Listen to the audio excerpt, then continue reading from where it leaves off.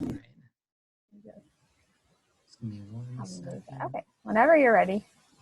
All right. 1 second. All right. All right, everyone. This is another episode of Conversations with Rob, now called Fire Breathing Rob. We are on YouTube on a podcast, and we also heard sometimes on the radio. So we're going to talk a little bit about, we are from Florida, but we do have listeners from all over the country and all over the world. Right now we're in Florida. We're going to, everybody knows about SeaWorld, Animal Kingdom, Busch Gardens. But if you know Florida and Central Florida in general, we're going to take that trip down I-4 corridor and go to a special place in the West Coast in Clearwater, Florida, called the Clearwater Marine Aquarium. For moviegoers and animal lovers, you may know this from Dolphin Tale 1 and 2, which were big hits in the box office. But we're going to talk a little bit about that, but also a lot about what's going on as far as marine animal, marine wildlife in general. And I have a special guest here, Savannah Gandee. Did I spell it right? I know I botched it. It's okay. It's Gandee. Gandee, Savannah Gandee, here on the program. And she works at the Clearwater Marine Aquarium. Savannah, what do you exactly do at the Clearwater Marine Aquarium? So I am the education coordinator. So I mostly coordinate school groups coming to the aquarium, as well as sometimes corporate groups. So I often book field trips and outreach events within the community. But our department also handles a couple of research projects. So I do take part in 2 of those, one being dorsal ID bottlenose dolphins and one being a fish population study here in Clearwater Bay. All right. Thank you for telling the viewers that, Savannah. So we're just going to move on to kind of what made you want to work into this field in general. This is a tough field to get involved in. A lot of thankless work, but a lot of helping animals in general. So what made you in general want to get into the field? So I'm from Florida. I was born and raised in Central Florida around the Claremont area. I knew I always wanted to do some kind of animal biology, and basically when I was around high school, I was trying to choose between like terrestrial or land animals versus marine science, and I always wanted to be near the water, so choosing a career path kind of in marine science made that always a possibility for me, so I chose marine science. For the aquarium itself, I was going to the University of South Florida in Tampa. I wanted to get some volunteer hours in, boost up my resume after graduation. So I just picked Clearwater Marine Aquarium, and I've been here ever since. That transitioned from volunteering to an internship, now as a staff member. Right. A lot of people, as we talked about, know about the Clearwater Marine Aquarium through Dolphin Tale 1 and 2 and Winter Dolphin. They also, PJ is now there too. Mm-hmm. And we'll talk about that a little bit as the interview goes on. Can you talk about the history and the background of the Clearwater Sea Aquarium and how it got started and basically what happens there daily? Yeah, so we're a little non-traditional. One, that we are actually more of a hospital. So we're not like a typical aquarium you go to every day. But we started as a nonprofit on the beach called Ciarama in 1972, which was basically a mounted fish display. A group of volunteers wanted to provide some sort of educational marine life center to locals. I believe that was close to where the pier is now, so obviously we were kind of moved out of that location. Those volunteers wanted to continue that mission. So the facility, the biggest part of the facility right now is actually an old water treatment plant that sits on the bay. That was offered by the city to those group of volunteers. In 1978, they opened the doors as a aquarium. So we've started basically doing rehab work since 1980, but since the doors have opened, we've always done some kind of education. Obviously that transitioned later into also being able to take animals in as a hospital and hopefully release them back out into the wild.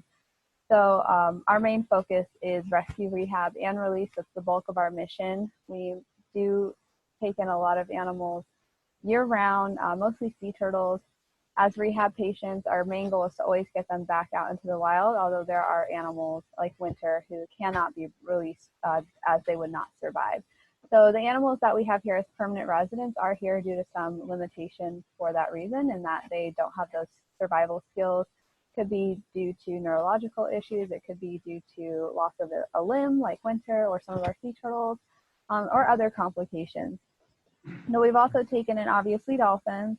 We've rehabbed whales, and we've also taken in animals like pelicans and sharks in the past. We do research, and we're expanding that pretty greatly now. And obviously, education is a really big part of what I do day to day, and I think a really good focus of our mission to educate the public on not only what we do, but ways that they can help prevent more animals coming through our doors.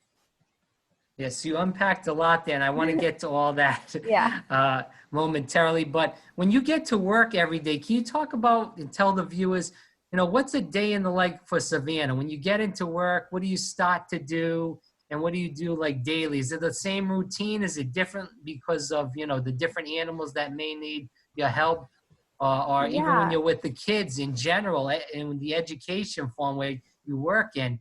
Is it different daily? I know you guys got camps and all sorts of activities going on throughout the year. So what does a day look like? Every day is typically different, which is my favorite thing about working here. We are a smaller facility, so there is, of course, the core of my job responsibilities, but we do a lot of cross-training throughout because we are smaller. We don't have like a traditional, I would say, aquarium staff setup, which is awesome for us because it allows me to do a lot of things I probably wouldn't traditionally do in my position. So every day, obviously, I come in, I check to see if school groups are reaching out, trying to see if they want to come here, setting that up. But I also do still partake in all of the functioning of the education department. We host the boat tours that go out on our bay. They're public. We have two. There's Sea Life Safari and Dolphin Adventure Tour. So I may be on those.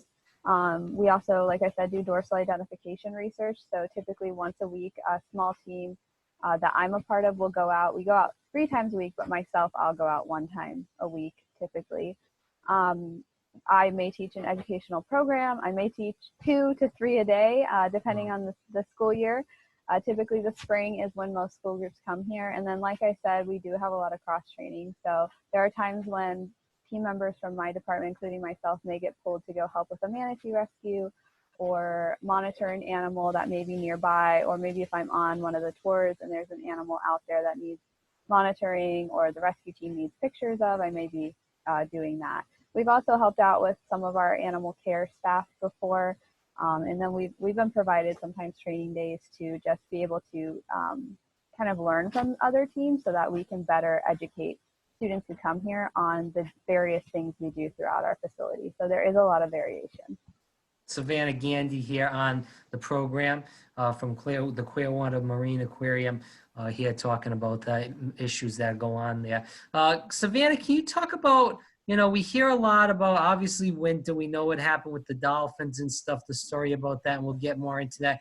But all the other animals that you guys help, can you talk, is there a majority of one animal compared to another that is more prevalent to Southwest Florida that you guys get as far as rehabilitation goes, or is it just kind of any animal that needs help? So sea turtles are definitely our #1 patient, specifically green sea turtles. We get intakes year-round. Specifically, we get a little bit more in the colder months. They are reptiles, so they rely on their environment for warmth, just like if you have a pet turtle or a snake at home, you need typically some kind of heat source, especially when it's colder.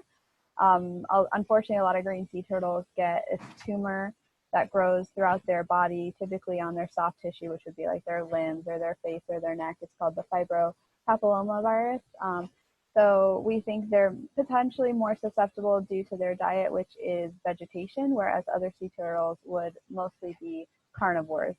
They can switch between a couple of animals and the seagrass, but a lot of toxins can build up in seagrass, maybe lowering their immune system and therefore just making them more susceptible to getting that virus. Just like if you have a weak immune system, you may get the cold a little bit easier. But scientists aren't 100% on that yet. So we see that really high in the species. Thankfully, we have a way to remove these tumors on their external extremities and such. If they show no regrowth and they're healthy, we can get them back out into the wild. But that's definitely our #1 patient year-round. it's sea turtles. We do get 5 species here in the Gulf of Mexico. The leatherback is the largest. We don't typically see that animal as much if they're offshore, but we have had a couple of them as patients too. So, yeah, and this kind of brings it to the second part of the interview, and then we'll have the third part, but it's about climate change. Southwest Florida and Florida in general has had an issue with red tide and other climate change issues. But where you are, and you can correct me if I'm wrong, red tide is prevalent. It's really affected a lot of marine life. Are you seeing that a lot as far as rehabilitation, animals that you're being asked to rescue, take in, and then release? That's a really good question. I would say in general, climate change is a very diverse issue. There's still a lot of scientists that do agree and don't agree on it. It's extremely dynamic and still not fully understood. I don't think we'll fully know the repercussions of it until we're experiencing them. I would say economically more than anything. That's really when it hits home with humans. In terms of red tide, it's a little bit different. Red tide does typically form offshore and comes in with currents to coastal systems, and it can be coupled with pollution and kind of exacerbate and grow. It is obviously naturally forming, so it can feel the repercussions of human impacts, like people often hear like fertilizers being put on your lawn.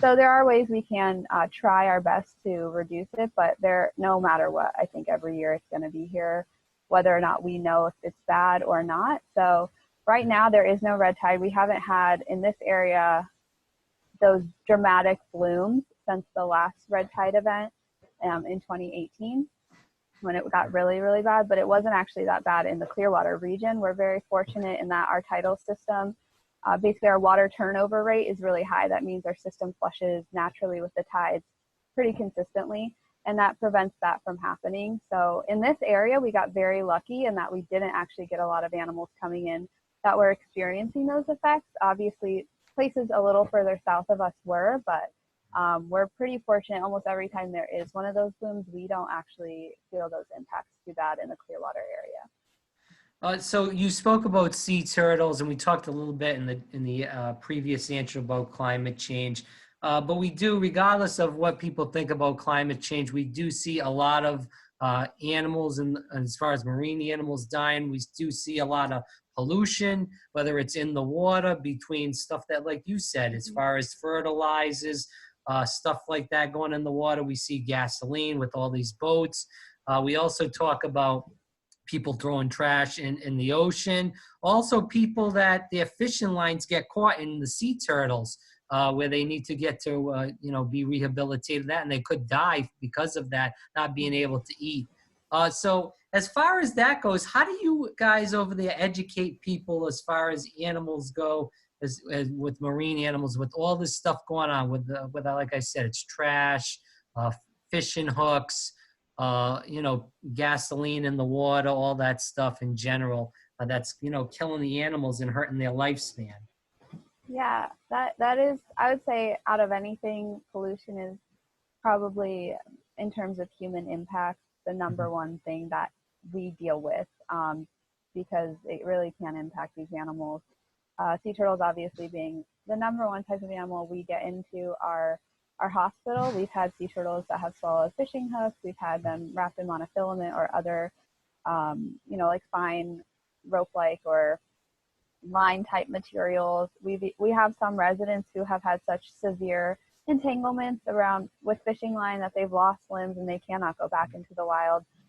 Even Winter, she was entangled in a crab trap, which is still a man-made device, even though it was probably just her somehow getting entangled in it, not it like free floating or anything like that. But I think for anyone trying to reduce human impact, there's obviously very simple ways to do so that anyone can do, making sure your trash gets in the right place, recycling as much as possible, and then reducing your waste as much as you can. Reducing the plastic you use. Plastic just literally never ever goes away, whereas things like glass and aluminum, they can break down. It takes several years, but they can fully break down.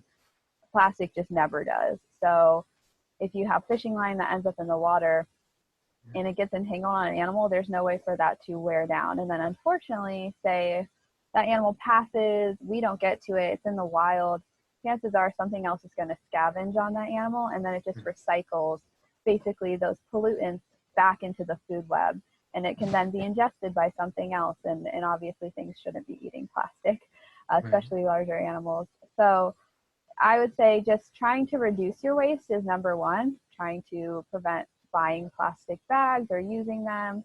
I personally don't use like reusable plastic baggies anymore. You can just use like a Tupperware or a Pyrex just as easily.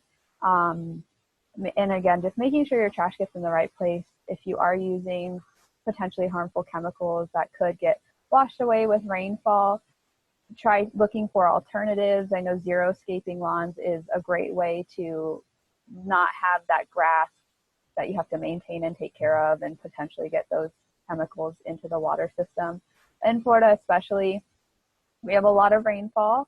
As we build, we lose the ground cover, therefore the water that could enter the aquifer be filtered naturally, and that's all going to run off into the coastal systems much more easily. So it's just Savannah making Gandee, those oh, sorry. little, Go ahead. you're good. Just making little decisions and kind of thinking consciously as the consumer is the easiest way, I think, to help these animals. Right. Savannah Gandee here from the Clearwater Marine Aquarium on with us. Savannah, can we talk about this?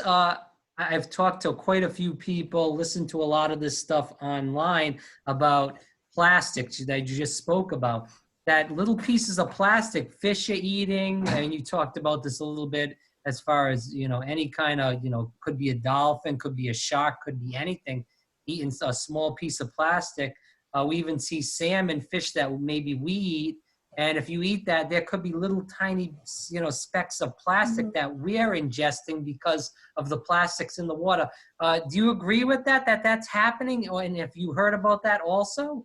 Yeah, so oddly enough, we partnered about a year ago with the University of Florida IFAS Extension, and they have a citizen science project where people can go out, collect liters of water and filter it and look for microplastics. The microplastics are just essentially very, very small plastics. They're important in that they can move really easily through the food web and eventually potentially into things that we eat. I think it's very possible that if you're eating any type of seafood, and who knows, even maybe animals from terrestrial settings, that you have some kind of plastic in your body, which sounds really bad. A lot of it, thankfully, your body can just pass. It's just plastics don't fully ever break down, but they do get smaller and smaller and smaller. And as they do so, toxins that make up those plastics can be released.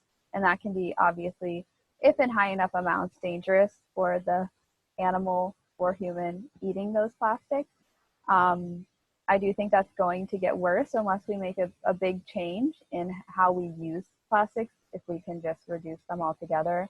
But there is probably so much plastics right now in our oceans that it's inevitable that it will become part of what we consume, unfortunately. Something that not a lot of people think of, obviously a big plastic bag being found in an animal's stomach is something we've seen with whales that have stranded, but small fish, their food traditionally are planktonic species, which are microscopic. They may confuse microscopic plastics for some of their prey items, and that may reduce fish populations. And we know that coastal fisheries in Florida are one of the biggest parts of not only our tourist sectors, but our economy overall. So hopefully we don't see impacts from that, but I wouldn't put it past what it could I agree. It's really scary, to be honest with you, not only of, the fish going away, but also eating fish and having that plastic go through our bodies is scary. Mm-hmm. I want to go into more of what you do as far as education types of programs. Reading and being also at the Clearwater Marine Aquarium before, I heard a lot about the programs. As far as you said, a lot of the kids in the groups come in the spring.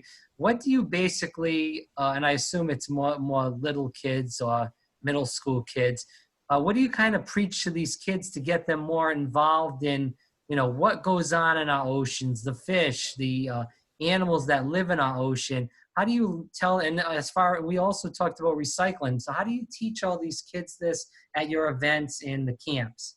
Yeah, so we have a lot of different types of programs we offer. Um, so each could cover a different topic. We have some on sustainability. We have some that are specific to winter. We have some specific to sea turtles. Obviously, we have our camps. We have outreach, and we even do our boat tours. We educate on there and sleepovers, things like that. So I would say, like, within the context of what we're educating on, whether we're teaching them about rescuing dolphins or some of our resident sea turtles, we try to use their stories to teach these animals how, or teach these children how we can have impact on these animals, because many of them are, unfortunately, because of things that humans have put into their environments, or boating injuries, things like that. So we may even do games that show impacts. Like we have a recycling sort game. Not many people know how to recycle properly.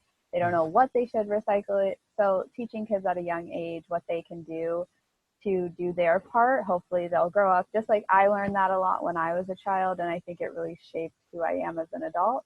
And that's what I hope every student who comes here takes away with them, is just one thing they can do to better our world, and prevent animals from being injured, like winter, and not being able to survive in the wild. So a few more questions before we end our interview um, here.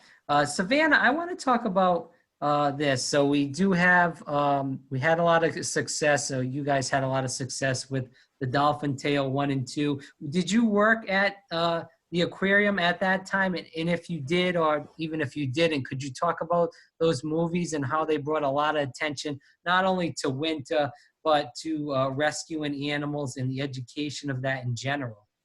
Yeah, so I started here in 2014. I started here right after they finished wrapping up Dolphin Tale 2. So I did get to see, I was volunteering at the time, but I got to see basically how people feedback from that movie. Before the first Dolphin Tale, we were very low in attendance. We've always been a nonprofit. We still continue to be a nonprofit, which means that we basically receive all of our funding from people who come through our door. We don't receive direct funding from the films, but that's our choice.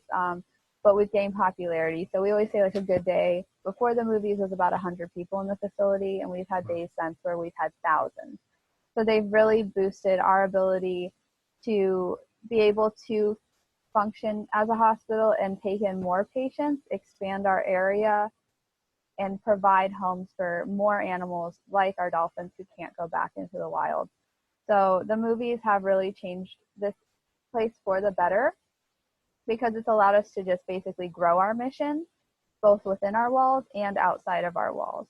So when I started here, there were days where it was just, after the second movie came out, it was just packed, which was awesome to see. People really obviously watching the movies and coming out to see it firsthand. And that's the coolest thing about the movies, is that they are based on real life stories. So you can come here and you can see those animals, and hopefully you have a connection with them just like all of us do. So, we've heard the story about winter through the movie. Can you talk about Hope and PJ? Because they're, big stars at the aquarium, but, we don't hear as much of that story as we do as far as winter goes. Yeah, so we have three other dolphins. We have Nicholas as well, which he's not Right. super well known too. I'll start with Hope, because she's probably the second most famous. Her story isn't as, I would say, severe as the others. She was a young calf when she was found. She was found about the same age as Winter, 2 to 3 months. So bottlenose dolphins will stay with their mothers traditionally between 2 to 6 years, but sometimes longer. They're like humans in that we're not born with basic survival skills. Like a snake, there's no parental care for that animal. But for most mammals, there is. That's because we develop outside of the womb in our brain pretty significantly, and we have to learn from guardians or parents, how to survive in our environment. So dolphins are the same way. So being so young, her mother passed away. She was found trying to nurse her deceased mother. I'm not sure why her mother passed away, but I've heard it is a natural cause, which can happen. These are wild animals, but he was at an age where basically she hadn't learned those skills. She hadn't even learned how to hunt at that point, where she could not go into the wild. And people aren't dolphins, so we can't teach wild dolphins how to be a wild dolphin. So that's why she's with us. Winter, technically, if she hadn't lost her tail, she would still be with us because her mother was nowhere to be found when she was entangled. She too lacked those survival skills. And Nicholas, our male dolphin, kind of the same thing. His mother, however, was she had an upper respiratory infection. She stranded herself. Dolphins typically only strand when they're kind of in that last stage of their life where they can no longer support themselves in their natural environment. They still have to come to the surface to breathe. They have to avoid predators and obstacles. So if you ever do see a stranded dolphin, you should never ever push it back in because it was intentional almost all the time. You should always call for help. Like you can always call our facility if you see something you're concerned about. But Nick, being so young, he was about 6 months old when she stranded. He stranded with her because he was still learning from mom and still dependent on mom. And unfortunately, they were out in the sun for a very long time before anyone found them. Dolphin skin is extremely sensitive. The water basically protects them. So he and his mother received about second and third degree burns on 30% of his body. His mother unfortunately passed away in rehab from her illness and the burns. But we were able to heal him up, and he is still with us, but you can still see his scarring. Now PJ's story is my favorite because hers is likely due to human interaction. PJ is estimated to be in her 30s. So she was a wild dolphin for a very long time. We think that she was a beggar, which means she was going up to boats for food. Dolphins are wild. They can hunt on their own. It is actually illegal to feed wild marine mammals. And I just don't recommend it for really any wildlife because it takes away from their dependency to do it on their own. So PJ, over time, being closer to boats, likely she was overstimulated in terms of sound. Engines are very noisy. Sound travels faster in the water than it does up in the air, so she is partially deaf now. Dolphins primarily use communication from clicks and whistles to interact with other dolphins, which is very important for them. They're a very social animal. Also, she needs to echolocate to avoid obstacles, to hunt for food. So not being able to do that, she cannot successfully survive in the wild. She's actually stranded, I think, a couple times before we finally took her in and rehabbed her, and she became a permanent resident here. She's an older dolphin, so she has some arthritis, something we dealt with before with Panama, which is why she was basically chosen to come to this facility because we have experience in that. And finally, she has a lot of teeth missing and worn down. Dolphins only get one set of teeth for their whole life. They do wear down over time, but they shouldn't really be at the rate that she has for her age, and that's likely from being fed improperly.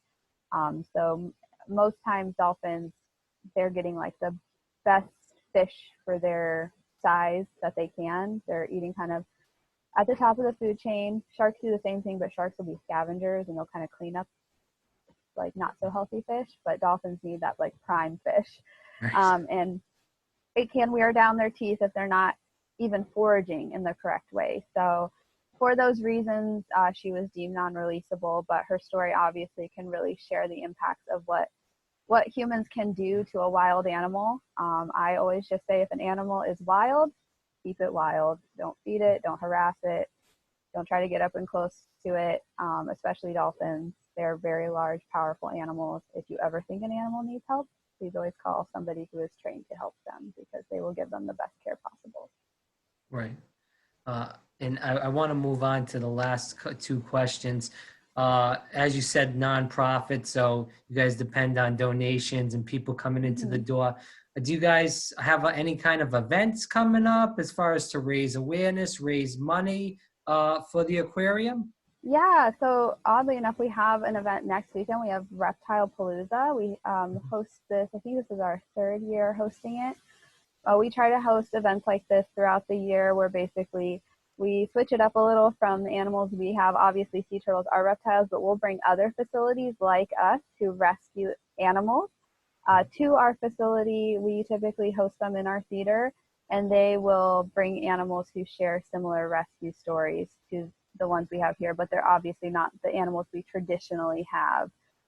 throughout the year. So it's a little unique in that people can come here and learn about animals that have not successfully made it through the pet trade, or what releasing a species of tortoise that's not native to Florida can do to our native gopher tortoises, things like that. So it's a really cool event. If anyone's in the area, it's going on next weekend, March 14th and 15th. It's included with admission, and you'll get to see a lot of animals that wouldn't be here traditionally throughout the rest of the year. We also will hopefully be opening an extension of our facility within the next few months. We're hoping in the fall, but that'll be a really awesome way that we're able to share with people our expansion, our growth as a company, but also the ways that we're able to open up more habitats for animals who need that space. No, that's all the construction that's Yes. going on, right? Okay. Mm-hmm. Yeah, because I saw that last time. Yeah. I was over there. Yeah. It's very exciting. We're very close, but soon. Well, that's good to hear. So last question, how can people support the aquarium? Volunteer, or do you guys have volunteer? I know you said you volunteered, but Yes. regular people to volunteer and find out what's going on? Absolutely. So like I said, I started as a volunteer. We have more volunteers and interns than staff throughout the year. We rely on them like we would any other staff member, and our volunteers are as close to us as we are to one another. We're a huge family here, and we appreciate any support, especially from our volunteer base. They allow us to function on a day-to-day basis. We have volunteers in almost every single department, including retail and guest services. Of course, there's the really, I would say, popular ones with our animals, or even on our boat tours and the education department. If anyone's interested, there's a link on our website. If you're not able to volunteer here, a really good way to show your support is through donations. One of our most popular ones is our Adopting an Animal program. It's a symbolic adoption. You can adopt almost every resident here. One of the coolest ones we just released very recently is adopting the right whales that we researched through aerial surveys, which is ongoing right now. That's great, and thank you for saying that information. And Savannah Gandee, thank you so much for your time and everything that you explained to the viewers. A lot of people, may have saw the movie, but they didn't know much about what was going on. So we hope people reach out. And if you could give the website for the aquarium, because we need people to go and, as you said, donate, and also go and see what's going on there to, hopefully educate more people of what's going on with these animals, their troubles, and hopefully to get them back out into the water. Yeah, so our website is seewinter.com. That's SEE winter.com. And thank you so much. Thanks so much, Savannah. Thanks.